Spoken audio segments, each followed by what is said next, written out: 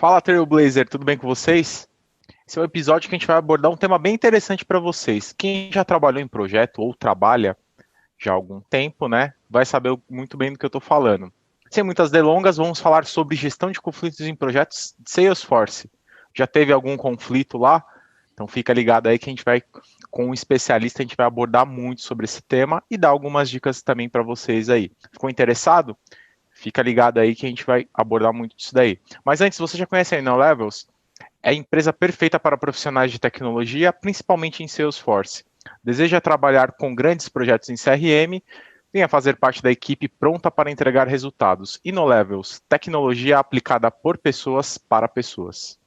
E nesse papo, eu, Felipe Moreno, juntamente com nossos apoios aí, Thiago Schmitz. Fala pessoal, tudo certo? Maravilha. Guilherme Monteiro. E aí, Trailblazers, tudo certinho por aí? Maravilha. Além de todo o nosso apoio aí que a gente vem recebendo no nosso back-office aí, Bruno Passos, o Brunão, Tayan Guerra, o Tai e Rafaela Monteiro, a Fafá, com a sua magia na edição aí. Nossa entrevista de hoje a gente vai contar com a presença do Marcelo Vieira. Marcelo ele é gerente sênior na Deloitte, ele tem mais de 30 anos em experiência em projetos, é certificado PMP, trabalha como projeto Salesforce já há alguns anos. Então, não vou dar muitos spoilers aí, então você já sabe o que vai vir aí para vocês. Marcelo, seja muito bem-vindo. Obrigado. Boa noite, pessoal. Maravilha. Hoje o episódio é todo seu e não diferente dos demais episódios. Que música que você deixa para os nossos ouvintes aí de abertura? Felipe, eu gosto muito de música instrumental. Pode colocar qualquer coisa do Pat Metheny, que é um guitarrista americano, eu gosto muito dele. Qualquer uma que você Maravilha. achar, para mim, vai ser bom. Combinado. Fiquem aí com o Pat Metheny. E para você que está escutando a gente aí, depois acessa a nossa playlist lá no Spotify.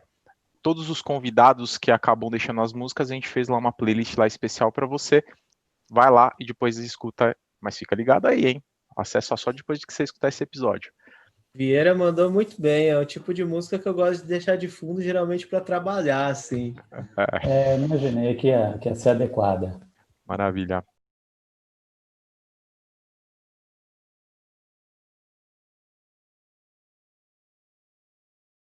Nosso primeiro bloco aqui, vamos falar um pouquinho, antes da gente começar a falar um pouquinho de fato de conflito. Não vamos entrar em conflito aqui, mas vamos falar um pouquinho sobre a sua carreira, Vieira. Conta um pouquinho pra gente aqui, durante 30 anos de experiência, como que é a sua formação, aí conta um pouquinho da sua carreira. Vamos lá, cara. Eu sou engenheiro eletrônico, formado pelo FRJ há muito tempo. Eu me formei em 89. Comecei a trabalhar um pouquinho antes disso estagiando, mas sempre trabalhei com sistema. Fiz engenharia eletrônica, mas caí logo para a carreira digital. Na época que eu me formei, já tem bastante tempo, não existia ciência da computação, engenharia de software, não tinha nada disso. Então, quem gostava desse tipo de carreira tinha um tecnólogo na PUC, ou então tinha as cadeiras de engenharias eletrônicas com ênfase digital. Foi o que eu fiz. Depois eu fiz um curso na PUC de extensão, mais ligado à programação, e aí comecei a trabalhar. Depois eu fiz a certificação PMP um tempo depois, mas comecei a gerenciar projeto desde há muito tempo, desde muito cedo. Trabalhei 7 anos na Accenture, na área de tecnologia. Depois trabalhei 20 anos numa consultoria que era minha, de mais alguns sócios. A gente trabalhava sempre com implantação de sistema, principalmente em empresas de mídia. E há 2 anos e meio estou na Deloitte. Conheci a Deloitte num projeto, eu no cliente, sendo contratado pelo cliente, fiz mais contato com a Deloitte e acabei fazendo parte do time. Trabalhei, inclusive, com o Thiago em projetos lá na Editora Globo, o Globo, Infoglobo, qualquer nome que você queira dar, porque é tudo o mesmo grupo. Legal, bacana. E quando que foi, assim, que você teve o seu primeiro contato, de fato, com o Salesforce? O contato com o Salesforce foi em 2015, eu acho, ou 2014. 14 ou 15, por aí. Foi num projeto lá na antiga Infoglobo, que virou Editora Globo. A ideia era implantar uma central de atendimento mais moderna, porque eles tinham um software de central de atendimento desenvolvido internamente, ligado com alguns outros componentes que foram comprados assim de forma não concentrada num projeto só. Aí a ideia do projeto era implantar o Salesforce e ao mesmo tempo fazer um upgrade do SAP, que era o ERP deles, e ao mesmo tempo jogar a central de telefonia fora e botar outra no ar. Por conta desses projetos todos, isso acabou se transformando num programa, eram 11 projetos ao mesmo tempo, em paralelo, esses 3 eram os maiores, e se configurou um programa eu fiquei sendo gerente do programa e a Deloitte foi contratada para conduzir as duas maiores frentes aí, que era o upgrade da SAP e a implantação do Salesforce. Foi o meu primeiro contato com a ferramenta. O seu papel hoje de fato, você acaba gerenciando um pouco projetos, gerencia conflitos e tudo mais. Com base na sua formação, engenheiro eletrônico, que caiu em tecnologia, hoje você se encontra mais ou você se enxerga mais como um profissional de negócios ou de TI? Olha, Felipe, um pouco de cada, né? Não dá para falar de TI sem falar em negócio, né? Eu tenho um passado bastante técnico, né? Nos primeiros projetos eu trabalhei metendo mais a mão na massa, né? Trabalhando com banco de dados, né? Otimizando consulta, fazendo especificação de programa lá atrás, no passado. Mas à medida que o tempo passa, você vai acompanhando as mudanças de tecnologia e vai se aproximando cada vez mais da área de negócio, né? Porque a tecnologia é uma grande ferramenta, mas o que a gente tem que entregar mesmo é negócio, né? Tecnologia é só a arma correta para você dar o tiro certo e matar os problemas, né? Então, tem um pouco de cada. Hoje em dia, acho que mais negócio do que tecnologia. Legal. Dentre os seus projetos aí em todo o decorrer da sua carreira, qual que você considera o mais desafiador, o mais inovador? Rapaz, o mais desafiador, mas pode ser sem ser Salesforce? Sem ser Salesforce, pode ser Qualquer projeto. Eu acho que o mais desafiador que eu vivi foi quando eu estava de novo lá no Grupo Globo, no grupo de jornais, e eu fui de novo gerente de programa para um processo onde a gente trocou toda a plataforma onde todos os jornalistas produziam conteúdo e publicavam. Então, era o software onde era o repositório central, né, de matérias, fotografias e podcast, vídeo, para depois isso ser editado, montado e publicado nos diversos canais, né, ou papel, ou nos sites web dos jornais, ou no Kindle. Então, o grande desafio do projeto era você convencer 450 jornalistas que eles todos deviam largar as ferramentas que eles usavam há 12, 13 anos e trocar para uma ferramenta nova. É difícil convencer as pessoas disso, né? Eu acho que foi o mais desafiador, cara. Com O projeto certeza. levaria 1 ano e meio, aconteceram várias mudanças de curso durante o projeto por outros interesses da empresa e tal, e acabou levando quase 3 anos. Foi um grande sucesso. A plataforma está no ar até hoje, uma plataforma de fora, né, fornecida por empresa estrangeira. Mas, rapaz, fazer reunião para convencer jornalista de alguma coisa, você tem que ter um talento especial, né? Porque comunicação é o forte dos caras. Eu acho que me comunico bem, mas na hora que você vai conversar com quem vive da comunicação, o desafio aumenta um pouquinho. Foi muito divertido, para dizer o mínimo, mas foi ótimo. Ótima experiência. Vieira, Talvez tenha sido mais desafiador. Desculpa, esse ponto que você menciona, né? Até para nós que produzimos conteúdo, quando você está assistindo alguém que está produzindo conteúdo do outro lado, e do mesmo ponto, quando a gente vai produzir o nosso conteúdo, parece muito fácil para quem está olhando, né? Você fala, caraca, é muito simples. Põe uma câmera, olha para a câmera e começa a falar, né? Mas a questão começa desde o roteiro, para você saber o que você de fato está falando com começo, meio e fim, né? Isso. Mas você falar com uma desenvoltura, muitas vezes o jornalista está falando ao vivo, né? Então não pode ter erro, e ainda passar a mensagem de forma clara realmente é um desafio. Eu posso imaginar como foi difícil esse projeto para vocês, viu? Rapaz, e falando mais um pouquinho, pegando carona no que você falou, Guilherme, na época, a coisa de 7, 8... Esse projeto foi em 2010, então tem 10 anos. O jornal Papel tinha um papel, para fazer um trocadilho, né? Tinha um papel mais importante, né, nos meios de comunicação. Então, produzir todo dia um jornal em papel novinho, onde você tinha que encaixar publicidade, conteúdo e fotografia, e todos os dias você faz um produto do zero, e é um produto que, se não chegar na casa do assinante na hora, ele joga fora, porque 2 horas depois o cara não quer mais saber de jornal. Então, o desafio de produzir com precisão e dentro do prazo, né, dentro dos horários todos, era muito grande. E, em paralelo, a internet começou a crescer, então a produção de conteúdo passou a ser, na verdade, contínua, né, que você tinha sempre que publicar alguma coisa, tinha lá os breaking news. era uma coisa que se você perdesse... Eu participei de uma reunião falando do primeiro conflito que eu me lembrei, eu estava conversando com alguns jornalistas que estavam reclamando da lentidão no sistema, e uma das jornalistas da editora, de uma das colunas, virou para mim e falou assim, cara, você não está entendendo, eu já perdi 2 minutos do meu tempo aqui. Eu tinha que ter publicado há 2 minutos atrás. E eu achei que ela ia falar assim, 2 meses, né? Mas 2 minutos era uma coisa fundamental para você publicar uma matéria antes do concorrente, né? Então, você entender o tamanho do problema pela ótica de quem está te contando já é um primeiro talento para você conseguir manejar conflito, né? Você não pode correr o risco de minimizar o problema dos outros, né? Isso já é uma primeira dica. Com certeza. Até do que você comentou, essa questão de não convencê-los, né? Mas porque é uma questão muito cultural, né? A gente até fala um pouquinho sobre gestão de mudanças lá com a Alessandra no episódio 31. Se você não escutou, vai lá no episódio 31, depois que você escutar esse daqui, que a gente fala muito sobre essa questão dos desafios da gestão de mudança, né? Porque você às vezes tem um projeto mega desafiador, um projeto mega inovador, só que se as pessoas não comprarem, se as pessoas não aderirem àquilo, ele simplesmente vai ficar ali, vai ser um software somente, né? Ou uma nuvem, enfim. Exatamente. Bacana.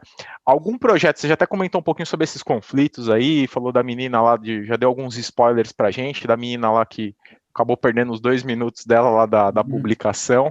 Você já atuou em algum projeto que não teve conflito? Não, cara. Todos tiveram conflito. Sempre. Sempre tem, né? Tem uns que são menos conflitantes, né? Mas sempre tem, né? Cara, onde tem ser humano tem conflito. Eu não vou passar pelos 30 anos de projeto aqui, porque não vai dar tempo, mas vou te dar alguns poucos exemplos, tá? Eu já participei de um projeto uma vez, onde uma empresa contratou uma consultoria e montou um grupo de funcionários internos. E aí esses 2 grupos desenvolviam 2 sistemas. Quem desenvolvesse melhor, desenvolveria os outros 20. Então, você imagina eu na equipe da consultoria disputando com uma equipe interna da empresa para ver quem ia fazer a melhor implantação. Só que eu precisava colher informação desses caras com quem eu estava disputando. Eu já participei de projeto onde, quando eu cheguei no projeto, eu soube o seguinte, olha, toda essa equipe que está aqui vai ser demitida daqui a 1 ano e meio, eles já sabem disso, mas estão aqui para te ajudar a implantar o sistema novo, porque com o sistema novo eles não vão trabalhar mais aqui. Então, você imagina o clima que era, né? Já participei de projeto onde 2 diretores queriam ocupar o mesmo espaço junto ao presidente da empresa, e eu tinha que atender aos 2, e os 2 diziam que as entregas deles eram prioridade. Então, tem conflito interno na empresa, tem conflito porque você chega de fora e você é um consultor e eles te olham como esse cara veio de fora quer me ensinar a fazer meu trabalho, tem conflito de áreas que podem, sei lá, se extinguir com o seu projeto. Tem conflito de tudo que é tipo, não tem jeito. E tem o ser humano, né, cara? O ser humano, quando é contrariado, gera conflito. É regra. Achar que 2 bilhões de pessoas, 3 bilhões de pessoas, não sei como que tá a população mundial hoje, mas que tem o mesmo pensamento é coisa de doido, né, cara? Não tem como. Vai ter pessoas que vai pensar diferente, vai ter pontos de vista diferentes. A questão é justamente essa, né, de não só você conseguir minimizar um pouco esse impacto, porque a pessoa vai dar às vezes tem gente que bate o pé ali e acaba sendo bem narcisista em determinada situação, mas assim, você tem que de fato ser um pouco flexível, senão aí sim vai entrar em conflito, né? Isso. E a questão é o equilíbrio, né, gente? Falando de projeto de TI, em determinadas situações você chega num ponto que muitas pessoas acabam levando para o pessoal, né? Sim. E saber fazer essa distinção do pessoal para o profissional, ou seja, que eu e o Ti, por exemplo, não concordamos num ponto de vista, mas a gente vai sair daqui, vai tomar cerveja no bar depois, requer muito equilíbrio emocional, é uma questão de, muitas vezes, de criação, experiências também, né, vividas, para que você consiga sair do outro lado. E é muito difícil você ter esse jogo de cintura, e dependendo da situação, até uma pessoa que é totalmente equilibrada pode sair do centro, né? Sim. Então, e olha que ocorre, né? Não é porque eu e o Gui, a gente está aqui nas entrevistas quase sempre, a gente também às vezes se esbarra em cliente, né? E a gente já teve pontos de vista diferentes, não foi, Gui? Exatamente, Ti. Tá tudo certo, cara. A questão muitas vezes é enxergar que aquela discussão é em prol de alguma coisa, né? E falando de projetos, é em prol do projeto, em prol de uma melhoria que vai tornar a experiência do cliente muito melhor, né? Isso. E não é porque eu quero discordar do Ti, o Ti não gosta de mim, não é nada disso. É para o projeto, o que é melhor para o cliente? E muitas vezes o que eu acho que é melhor para o cliente pode ser diferente do que o Ti acha. Os dois podem estar certo e o cliente ter um terceiro ponto de vista diferente que vai contra nós dois e tá tudo certo, né? De fato, é ter esse nível de maturidade para você chegar, ó, meu ponto de vista é esse, meu ponto de vista é esse, e o cliente decidir, ok, eu sigo por esses dois caminhos ou vou por um terceiro caminho que eu julgo ser o mais correto, né? E ele pode chegar lá na frente e ver que também estava errado, né? Como acontece bastante também, né? Aí a gente invoca aquele Ahmed, o The Dead Terrorist, né? Já ouviu isso? Ele fala, I kill you, mas é sempre depois, né? Na boa, né? Verdade. Ó, agora, Ti, você vai ter que gerenciar esse conflito aí agora que o Gui acabou de criar, que só chamou você para tomar cerveja, não me chamou, hein? Me deixou de fora. Me deixou de fora, hein? Acabando a pandemia aí, cada um paga uma rodada. Boa, boa. Exatamente, não tá de fora, não. Ao contrário, tá combinado para pagar uma rodada. Maravilha. E aí, Trailblazer, estão gostando da nossa entrevista aí? Segura mais um pouquinho aí, que agora no próximo bloco a gente vai contar muito sobre gestão de conflito. O Marcelo aqui vai trazer uns casos bem cabeludos aqui pra gente, para você de fato saber se o projeto que você atua tem conflito e o que você pode fazer para conseguir minimizar isso daí. Fica ligado aí que no próximo bloco tem muito mais.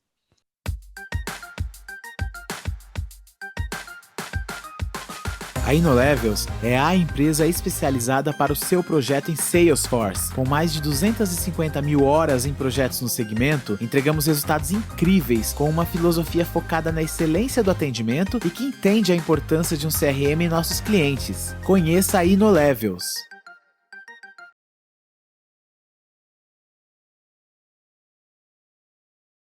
Estamos de volta aqui no segundo bloco. Vamos falar agora bastante sobre o nosso tema aqui, gestão de conflitos. Fique calmo, não vamos entrar em conflito aqui, pelo contrário, vamos trazer muitas histórias legais aqui sobre conflito para você conseguir evidenciar e saber se o projeto que você atua hoje tem conflito. Se não tem conflito, tem alguma coisa de errada aí, hein? Marcelão, vamos agora entrar um pouco no nosso foco aqui. Primeiramente, conceitua aqui para os nossos ouvintes o que de fato é conflito. Olha, Felipe, eu não tenho uma formação assim catedrática sobre conflito. Minha experiência é mais empírica mesmo, do dia a dia, dessa vivência de 30 anos de projeto. Mas eu posso dizer aqui, sem estar seguindo nenhuma modelagem, nenhum dicionário, que conflito acontece quando algumas partes não concordam com determinada ideia e não chegam a um consenso com facilidade. Para mim, acabou, isso é um conflito. Tem de vários níveis, né? Eu nunca passei por um nível extremo, onde as pessoas chegaram a brigar, jogar cadeira um no outro. Já chegou perto, tá? Em 2 projetos. Eu me lembro até de 3 eventos assim, onde quase a gente teve que fazer um deixa disso, segura aí, não é assim não. E às vezes o conflito não chega assim a ser extremo, uma coisa violenta e tal, gritaria, mas ele pode ser tão nocivo quanto um conflito desse, que é aquele conflito assim mais velado, onde a pessoa às vezes finge que concordou, mas aí ela dá uma volta, discorda, mina as suas ideias por fora com outras pessoas. Então, conflito para mim é isso. Pessoas não chegam a um consenso, de vários formatos, né? Facada nas costas, famosa.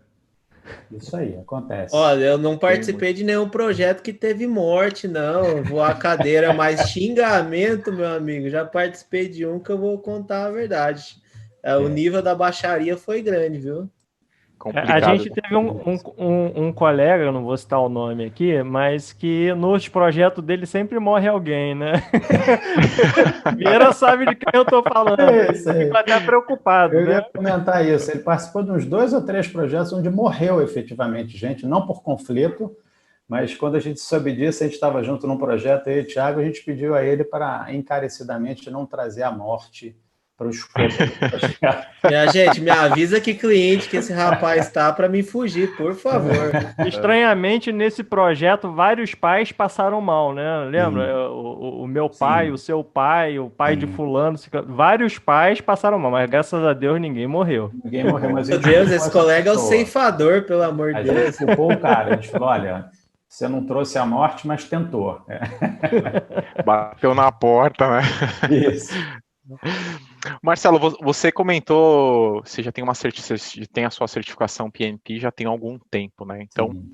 com base em todo o guide hoje, que se a gente for olhar 10 anos atrás, o PMBOK tinha muitas coisas que ele colocava e muitas coisas que de fato hoje tem e não tem, né? A própria gestão de mudança, hoje o guide está começando a trazer já muitos conceitos sobre essa questão de mudança, e ele também comporta a questão sobre conflito. O que você considera assim que hoje de fato é um normal dentro de um projeto comparado com conflito? O normal que você diz, o nível de conflitos? O nível de conflito que é o normal, que é o aceitável, que até dentro do guide ele tem algumas coisas que ele coloca, né, sobre conflito. O que seria para você seria o normal? Cara, eu acho que o normal é o conflito que acaba sendo construtivo, né? Quando você bota ideias em discussão, né, ou possíveis soluções para um problema em discussão, você pondera e acaba chegando à melhor delas, né? Então você começa com o conflito, que na verdade enriquece a discussão, né? Dificilmente você tem um problema com uma solução só. Então o que começa como um conflito e acaba numa solução é uma coisa positiva, é importante ter. É como você comentou, um projeto sem conflito não existe, porque você não vai ter um conjunto de pessoas buscando um caminho e todos vão ter sempre as mesmas opiniões, né? Então, acho que essa é a parte que eu considero normal, é as pessoas buscarem construir com os conflitos. Bacana. Falando agora um pouquinho a gente falou um pouquinho do PMBOK, agora falando um pouquinho desse modelo novo ágil, né? Hoje o modelo ágil tem a questão das squads, que é um time multidisciplinar, e tem lá um papel que acaba sendo fundamental, que é o papel do owner, né? O papel do owner, você acredita com esse novo formato, ele diminui um pouco mais os conflitos, ou você fala, é a mesma coisa, independente da metodologia que está sendo usado na gestão daquele projeto, ou no desenvolvimento daquele projeto, o conflito acaba sendo igual, inevitável, ou maior até, né? Felipe, eu acho que a grande vantagem dessa nova abordagem, né, do PO, é você trazer o usuário para mais perto do projeto, né? Não tem mais aquela brincadeirinha que tinha antigamente, até uma charge, né, que a pessoa pediu um balanço com pneu, né, você vai passando as informações, no final isso é um negócio completamente diferente, né? É uma montanha-russa, eu acho, né?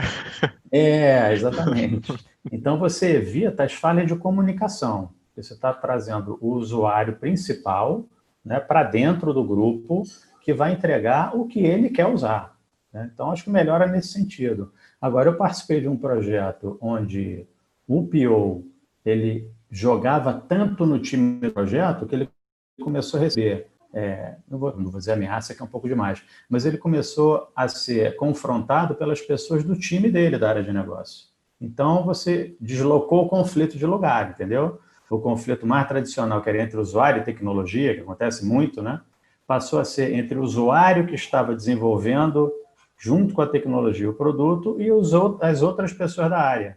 Porque achava, você mudou de time, você agora diz que tudo é difícil, né, porque ele estava mais próximo da gente e via todas as etapas que você tem que viver, né, e seguir até entregar um produto. Ele viu de perto. Então, ele começou a defender, né, o ritmo do projeto, toda a regra que a gente tem, toda a definição de processos, de limitações e tal, ele começou a jogar nesse time, vamos dizer assim. Então, se deslocou o conflito para outro lugar. Conflito vai ter sempre.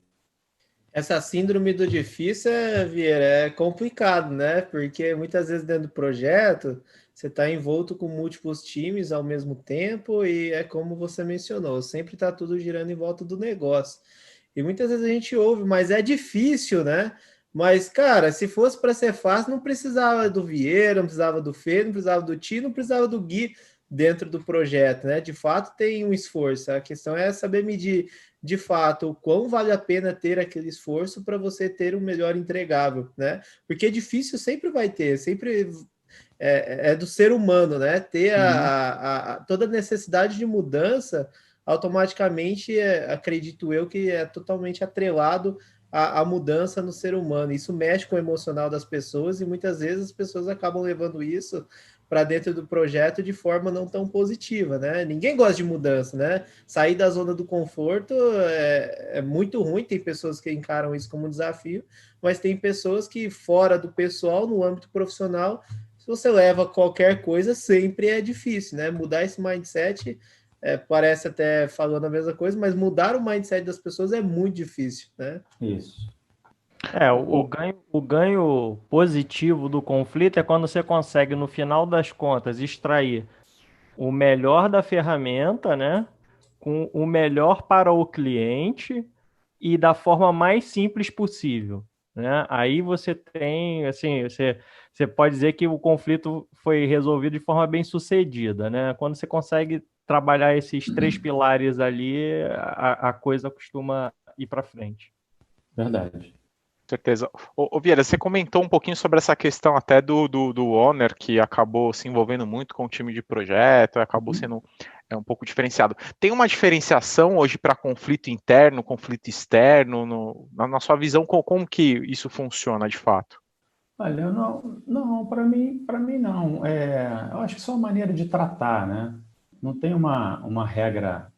Tem uma regra que vai servir para qualquer tipo de conflito, né? Algumas regras. Uma delas é uma coisa que eu comentei já no início aqui do papo, é você se colocar no lugar da outra pessoa, a tal da empatia, né? Você tem que tentar se colocar no outro lugar para ver o problema ou a situação com outros olhos. E conflito interno e externo, eu não vejo grande diferença, não.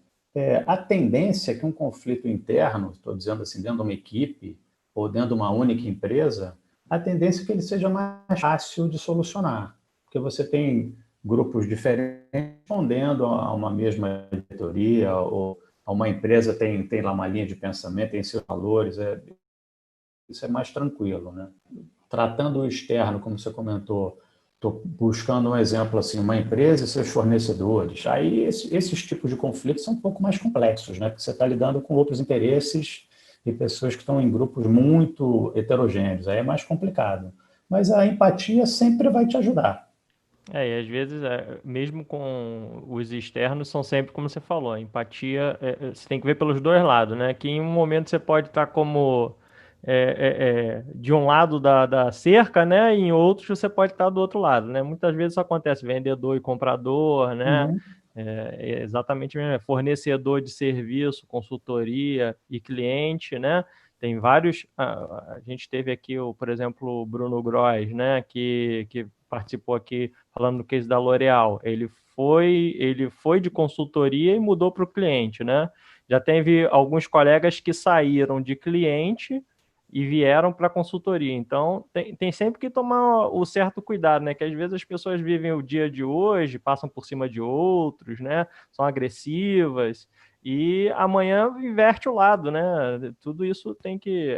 Então, a empatia não é só para o momento, né? A pessoa tem que pensar que existe uma regra de convivência, né? Existe todo um book aí de boas práticas de mercado aí que não custa nada as pessoas seguirem, né? Assim, acho que vai melhorar o convívio e vai ajudar aí a evitar, a ter menos conflitos e a ter um ambiente mais saudável também para se trabalhar, né? Verdade. Com certeza. Ô Vieira, existe algum tipo de ferramenta para gerir conflito? Na época medieval a gente tinha uma ferramenta, né? Que era a espada, que o conflito se resolvia naquele jeito, né? Hoje nos tempos modernos, a gente tem alguma ferramenta de fato que ajude a fazer um pouco dessa gerência, ou melhor, gerir de fato o conflito? Graças a Deus que o porte de arma não é liberado no Brasil. Verdade, né? Que senão isso ia dar problema, hein? Verdade.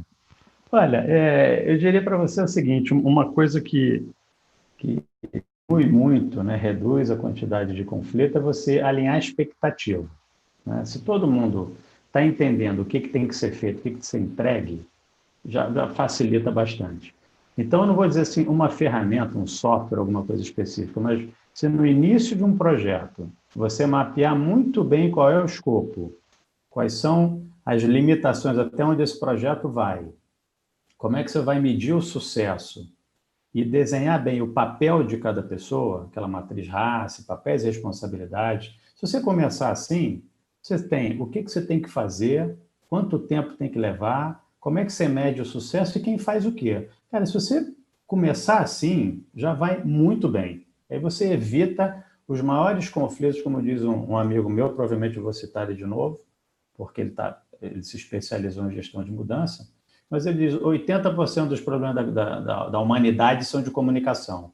Então, se você começar a construir uma base onde a comunicação está clara e todo mundo sabe o que tem que fazer, acho que você já reduz bastante. Eu considero esse mapeamento uma grande ferramenta.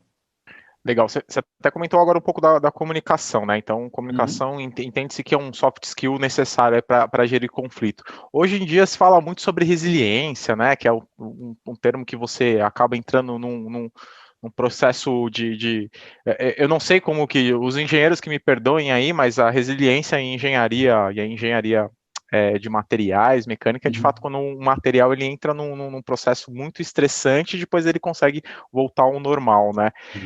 Existe algum tipo de soft skill que você considera que é fundamental para gerir conflitos? Olha, além da empatia que eu já falei aqui algumas vezes, você tem que ter, acho que paciência é outro soft skill interessante.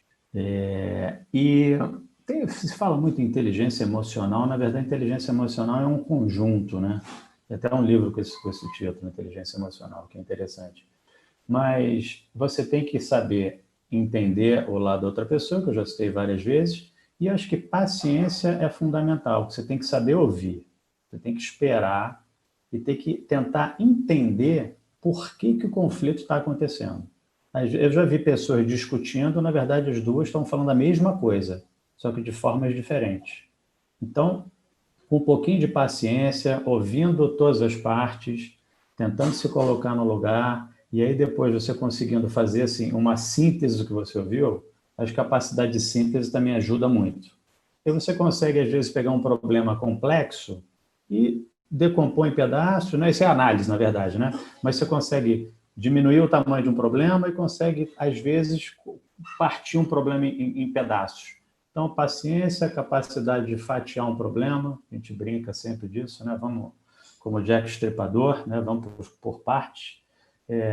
E aí você diminui o tamanho dos problemas. Essa capacidade acho que ajuda muito.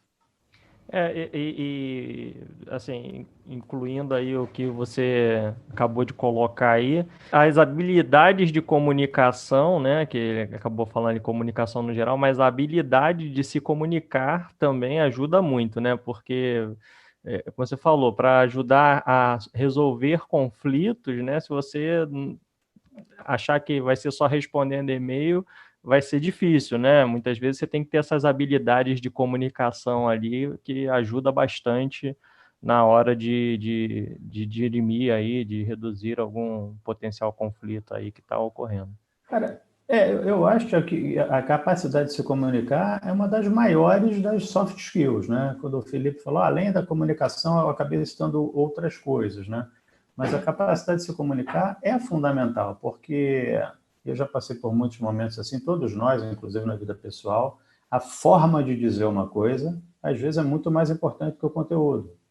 Por isso que outra lição importante é, cara, tem um conflito? Não escreve e-mail, cara. Não escreve e-mail. Conheço um cara que escreve e-mails que a equipe adora, né?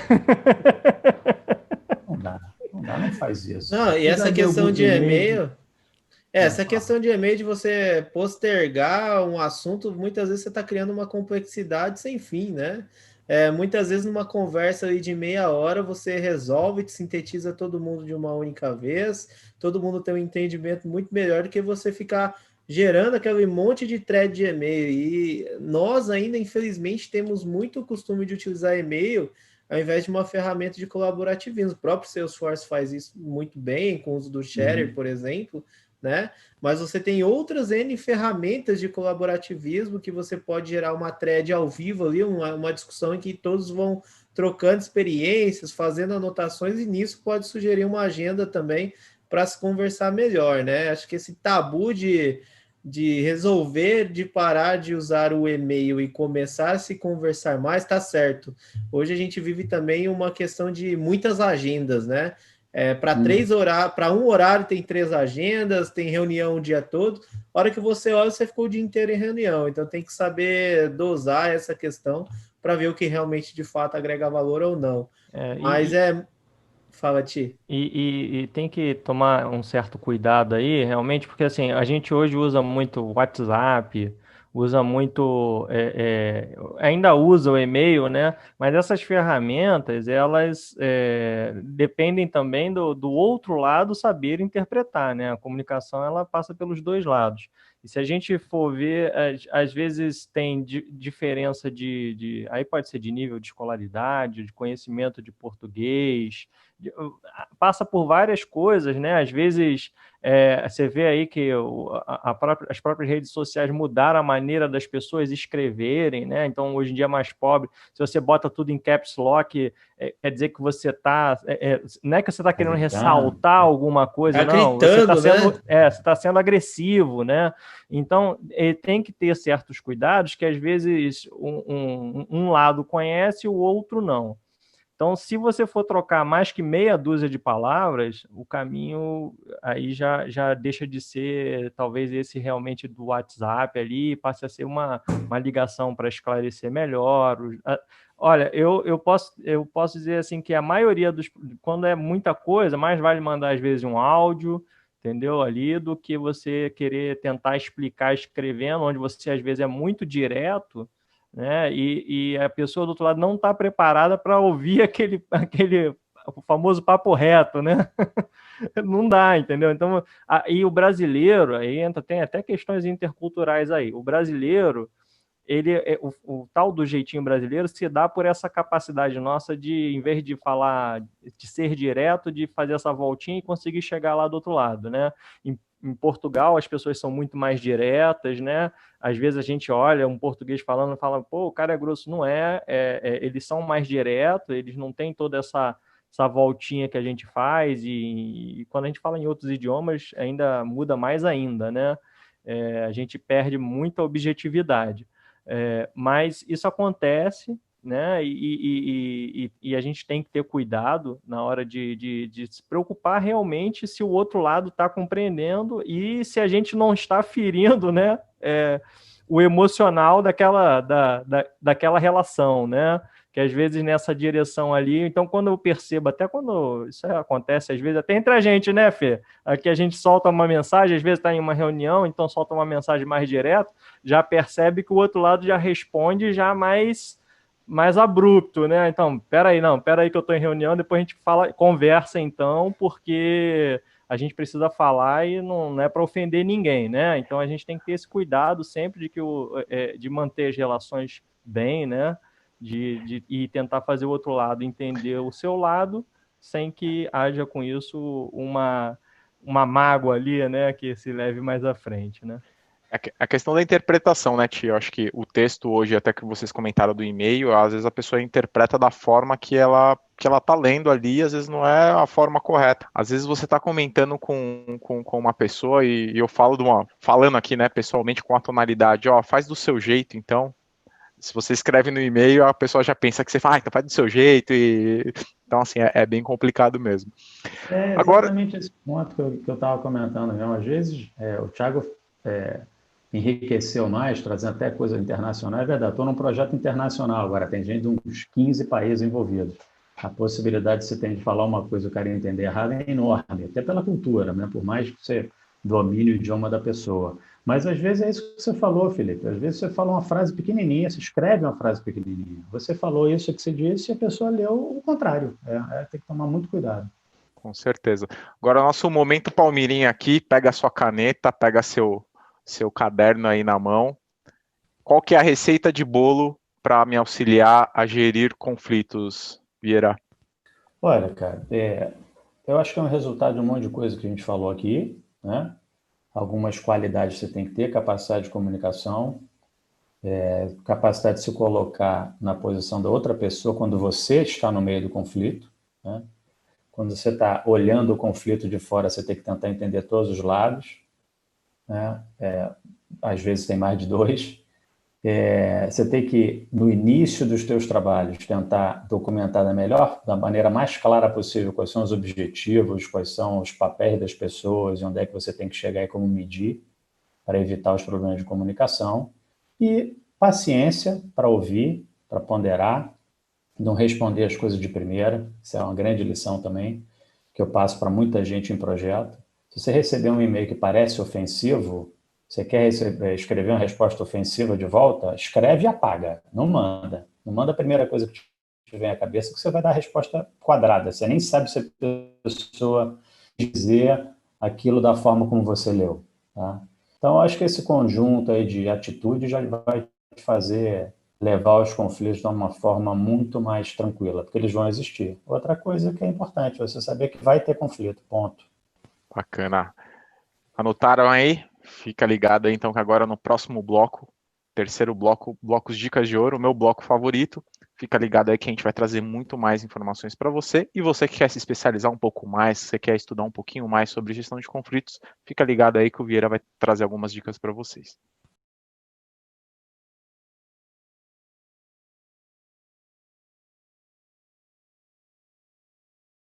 Estamos de volta aqui no nosso terceiro bloco, bloco Dicas de Ouro, meu bloco favorito aqui. Vieira, qual dica de ouro você deixa para nossa galera aqui que está querendo entender um pouco mais sobre gestão de conflitos? Olha, isso não é patrocínio, eu vou citar realmente porque eu acho importante. Eu vou dizer, vou mencionar um curso que eu fiz. Tá? Existe um órgão, agora um grupo, que é o HUCMI, Human Change Management Institute, que aliás é de um grande amigo meu, João Vicente Gonçalves, um cara super experiente em projeto também. Sou certificado também, recomendo também? Eu fiz também. O curso dele básico, não fiz o avançado até hoje por preguiça, mas eu acho o curso e o livro, né, o HCM BOK, ótimos materiais, porque quando você fala de conflito, a maioria deles, se não todos, vem da mudança, né? Quando você traz mudança, ela gera conflito. Então, isso aí para mim é uma dica muito importante de formação, de curso, de uma linha para você se aperfeiçoar e seguir, porque ele ensina, inclusive, a você mapear, né? Quem são todos os envolvidos, quem está favorável, quem está menos favorável, aquele mapeamento dos envolvidos, dos stakeholders. Tem muito conhecimento importante nesse curso. Eu gostei bastante do primeiro que eu fiz e estou para fazer o segundo há um tempão, questão de priorizar. Deixa eu aproveitar, assim, para quem puder, quem quiser, quem tiver oportunidade, existem cursos de negociação também, né? A negociação, ela passa muito por essa... Não é que ela vai ser específica para conflito, né?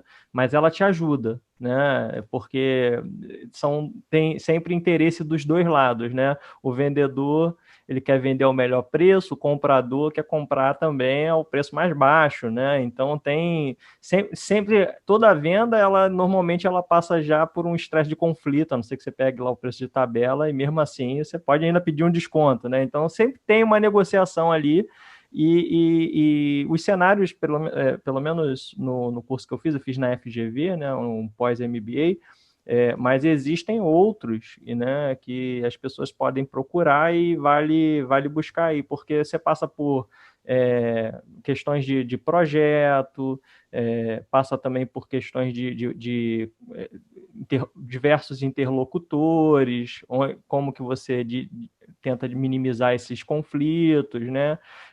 Então, cenários são diversos, tá? Jogos de negócio. E o segredo principal, no fim das contas, é você praticar. Não que você queira que tenha conflito, né?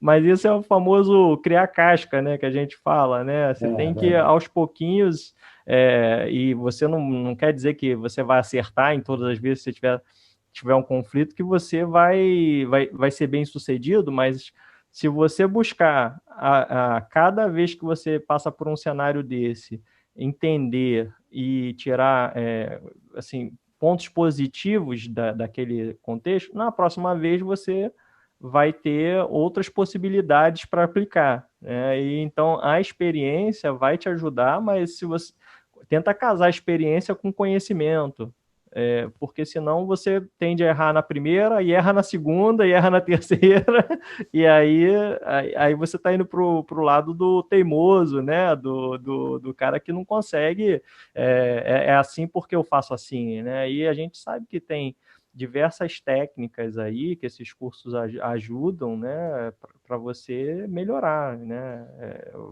conquistar aí de forma mais produtiva, melhores resultados. Complexo de Gabriela, né, tio? Eu nasci assim, eu faço assim, vou morrer fazendo assim. Verdade. É verdade. Ou aquele lá, né, pau que nasce torto nunca se endireita. Bom, tem uns que dá para Tem se muitos. endireitar, né? Nem se for na paulada, né, tio? Às vezes a pessoa fica meio dolorida, a experiência causa um pouquinho de dor, mas tá certo. Falando um pouquinho aqui de atitudes, agora leitura, pesquisas, podcasts, eventos. Tem algo que hoje você recomendaria sobre o tema, Vieira? Rapaz, eu vou recomendar um livro velho. Espero que possa. Porque livro velho, existe jornal velho, notícia velha. Livro velho é Livro muito velho não difícil, né? Você às sempre vezes o livro aproveita é alguma antigo, mas coisa. não perde a validade, né?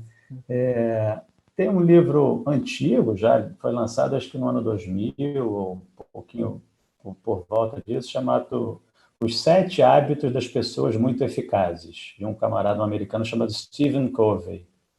Ele dá como se fossem 7 lições de comportamento, tá? Não são todas ligadas a conflito, mas algumas eu guardei até hoje, já repeti dezenas de vezes. Tem 2 pontos que ele comenta. Um é que ele criou um conceito, acho que foi ele que criou, chamado conta bancária emocional. Eu acho ótimo isso. Ele fala, em qualquer relacionamento, a pessoa faz débitos e créditos na sua conta bancária emocional com ela. Então, quando você ouve alguma coisa ruim dessa pessoa, tenta medir como é que está o saldo. Não é a pessoa que sempre trouxe um monte de coisa boa, não é a pessoa que conviveu sempre bem com você. Deixa ela fazer uma retiradazinha. Não conta isso não, o saldo continua muito positivo. Eu acho esse conceito ótimo e já repeti N vezes em N projetos. E outro que eu acho interessante, não é tão fácil explicar sem fazer um desenho, mas ele fala que você deve sempre pensar em 2 círculos, né? Um dentro do outro. O círculo das suas influências e o círculo das suas preocupações. E ele fala, você não pode se preocupar mais do que influenciar. Se você está se preocupando com uma coisa que você não influencia, não vou dormir porque na África passam fome. Você não vai dormir só, você não vai fazer nada em relação a isso. E pelo contrário, se você tem uma influência grande e seu círculo de preocupação é muito pequenininho, você está deixando de influenciar coisas que você poderia ajudar a mudar. Então, esses dois, não sei se mandamentos ou ideias que ele desenvolve no livro, eu li isso há mais de 20 anos, cara, isso continua tão novo quanto no dia que eu li. Eu carrego isso bastante. Então, esse livro acho que é uma boa referência. Inclusive, isso que você comentou recentemente, eu faço alguns cursos de autoconhecimento, de programação neurolinguística, e a gente sempre aborda isso daí, né? Às vezes a gente se preocupa muito no que o outro vai fazer, né, na ação do próximo. Mas de fato, vamos se preocupar no nosso círculo ali, porque na verdade, nosso ciclo a partir do momento que você para de se preocupar no que o outro vai fazer ou o que o outro vai pensar, o seu ciclo vai aumentando, e aí você acaba sendo um influenciador. E aí Exatamente isso. Né? Exatamente isso. A ideia é fazer seu círculo de influência aumentar aos pouquinhos. E aí você vai se preocupando à medida que o círculo aumenta. Você tem mais responsabilidade, vai se preocupar mais, mas você vai influenciar mais. É isso aí. Tiagão, você tem alguma dica aí para os nossos ouvintes? Olha, tem um livro, aproveitando a dica do Marcelo Vieira aí, eu li já faz algum tempo, tá? Mas eu acho que é um livro de autoajuda, acho que é válido, tá? É O Monge e o Executivo, tá? É do James C. Hunter. Ele aborda muito da autorreflexão, acho que ajuda nas questões de comunicação, empatia, que são fundamentais aí para quem trabalha com conflito, né? E em projeto no geral, tá? Acho que é sempre válido, né? Fala do líder servidor, né? O que é uma oposição àquela questão do chefe, né? Que aquela coisa do chefe é o cara que manda, é o cara que, né? Ele não quer ouvir, né? É o cara que que tem a palavra final. E ele te leva para um lado em que você está mais inserido ali, tem mais empatia, você ouve, você dá exemplo. Então, são qualidades que eu acho fundamental hoje em dia, né, em projeto no geral, e principalmente que para quem for lidar com conflito aí, tem que saber se colocar aí no lugar do outro, né, ter empatia, como foi falado aqui. Pode botar 2 pontos para esse livro, eu quase indiquei esse também, já li também, gostei muito. Muito bom mesmo. Faz muito tempo também que eu li esse livro e eu também achei excelente. Tem até uma segunda versão, né? Tem a continuação. É o primeiro, tem a continuação. Uhum. Acho que é de volta, que ele fala que é de volta ao monastério, né? Isso mesmo. Bom, vou deixar uma dica aqui para os nossos ouvintes também.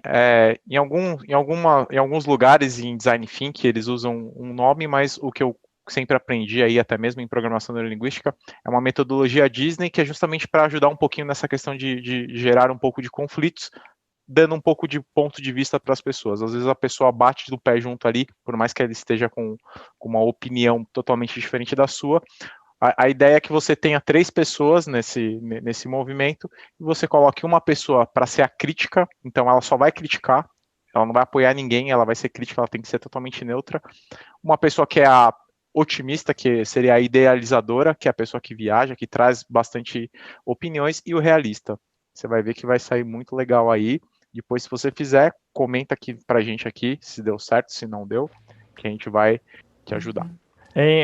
Fê, você falou nisso, mas como eu disse em curso de negociação, isso acontece, eles fazem com exponencialidade, às vezes 4 interlocutores, pessoas de grupos diferentes, inclusive, né, e tendo que gerir esses conflitos ali, o cara entra só para azucrinar, né, ele vai para ser do contra e ver como que a outra pessoa reage em relação a isso, né. E é bem interessante, né? Eu, algumas vezes fui o azucrinador, em outras vezes eu fui azucrinado, mas é bem interessante as inversões que você faz de papel, né? É um pouco também dizem, né? Eu não tive a possibilidade de fazer, mas curso de teatro, essas coisas, você tem muito essa parte do autoconhecimento também. Eu indico até algumas pessoas que eu trabalhei, que vejo que tem dificuldade de comunicação, que é muito introvertido, porque ajuda a sair, né? Eu não fiz teatro especificamente, né? Mas eu trabalhei como mágico muito tempo, né? E falei com, assim, plateias grandes, né? Então eu acostumei, eu consegui desinibir, falar, mas acho que é bem legal essa parte do autoconhecimento, né? De você trabalhar esse lado da comunicação e como lidar com os diferentes papéis que você atua no dia a dia. Com certeza. Marcelo, agradecer a sua presença, a sua participação, ceder seu tempo aqui, trazer bastante conteúdo para os nossos ouvintes aqui, um pouco da sua experiência também, essas dicas de ouros fantásticas. A gente tem muito a agradecer você aí, a sua participação. Onde o pessoal encontra você para mais informações, caso alguém queira conversar com você, contatar você? Acho que é fácil no LinkedIn. Marcelo Vieira, gerente da Deloitte, deve ser fácil. Eu não sei, eu não tenho aqui o link pronto, mas não deve ser difícil me encontrar, não. Minha foto lá acho que não está com essa barba, que é coisa recente, mas a pessoa vai me reconhecer. Bacana. A gente vai deixar aqui na descrição aqui desse episódio, a gente deixa lá o link lá para o seu LinkedIn com as informações. Bom, me adiciona lá também lá no LinkedIn, Felipe Moreno. Se você colocar Felipe Moreno Sales Cash, simples assim, fácil, você vai me encontrar lá. Adiciona. Se tiver alguma dica, alguma sugestão, a gente vai estar lá escutando vocês. Thiago Schmitz, como faz para encontrar você? Facinho, escrevo desde criancinha, nunca errei, tá? Thiago com H, Schmitz, que é SCHMITZ. Maravilha, Gui. Eu não aguento esse escrevo desde criancinha. Brincadeira. Deve ter errado metade das vezes, cara. Exatamente. Tenho certeza que ele aprendeu isso daí quando ele já estava sabendo escrever o alfabeto inteiro. Aí ele conseguiu começar a escrever direito. Pelo menos até o Z, né? Que acaba com Z, né? Teve que chegar lá, cara. Ô, Fê, me acha em qualquer rede social como Guilherme Monteiro Salesforce ou canal Salesforce Brasil. Também vai me encontrar em qualquer rede social. Maravilha. Adiciona lá no LinkedIn também, lá nossos parceiros que sempre ficam aqui nos bastidores, dando todo o apoio para que isso seja entregue para vocês aí. Bruno Passos, o Brunão, Tayan Guerra, e lá no Instagram, Rafaela Monteiro, você vai como Rafa CL Monteiro. Adiciona lá também a galera. Para você também que está seguindo, que segue a gente nas redes sociais, Instagram, LinkedIn, Twitter, tudo lá, @salescast e @canal Salesforce Brasil. Esse é um episódio, ele é um oferecimento dos nossos parceiros da InnoLevels. A InnoLevels é uma empresa que oferece soluções, serviços, consultoria em TI, com uma equipe multidisciplinar e capaz de entregar resultados com agilidade nos projetos de Salesforce, integrado com outras tecnologias. Conheça a InnoLevels. Espero que vocês tenham gostado desse episódio. Novamente, todas as nossas redes sociais lá, site, fanpage, Facebook, Instagram, Twitter, tudo @salescast e @canal Salesforce Brasil. Para você que está escutando pelo Spotify, não esquece de clicar aí no botão de seguir. Toda vez que sair um episódio novo, você vai receber uma notificação. E para você que está escutando pelo iTunes, deixa as suas 5 estrelinhas e comenta aí que a gente vai ler tudo e vai te responder. Até mais, até o próximo episódio. E, Marcelo, muito obrigado novamente. Obrigado pela sua presença, sua participação. Papo muito Grande agradável e conteúdo muito de qualidade aí para os nossos ouvintes. Obrigado aí, Marcelo. Pô, sempre que precisar, hein? Gostei Maravilha. muito. Abração. Maravilha. Valeu, gente. Obrigado.